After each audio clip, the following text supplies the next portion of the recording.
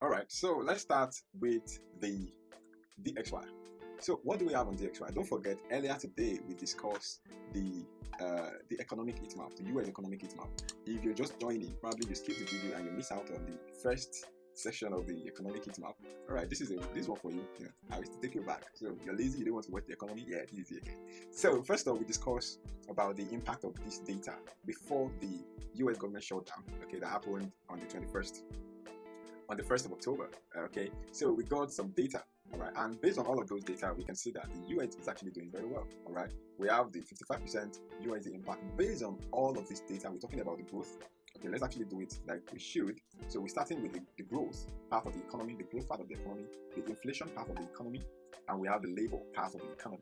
As you can see right there, we have the growth looks very good. Okay, they're all looking very dicey, very interesting, very beautiful. Inflation is still pretty sticky. Okay, you can see most of it is just above neutral. Okay, only PPI seems to actually look very good. All right, or the CPI and the PCE looks like neutral, and the wage growth just started coming up gradually. Okay, although we have ADP that wasn't very good. Okay, but it was released October 1st, and then the farm payroll was postponed, jobs was postponed, initial jobless claim was postponed, unemployment rate was postponed, and we know the reason why because we discussed the reason very early before when the video started. All right, so that is what we have right now. That's what we have right now. So now focusing on the chart again, you can see we have some very technical concept that played out, which we can kind of put some meanings to. All right, first in June we had this head and shoulder pattern, inverse head and shoulder pattern. We have shoulder, we have head, we have shoulder.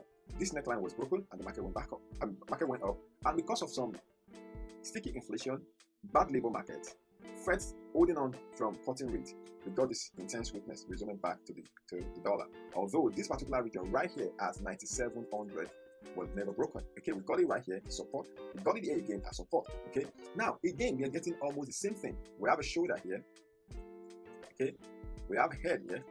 Market went up, and now we're getting a fresh shoulder right here. Now we have this neckline at the top here.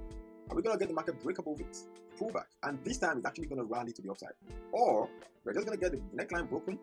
You understand? Move to the upside right here, and then just drop down again. I mean, you take a look at the economy. Economy looks on an average very good, but the technical look super weak still.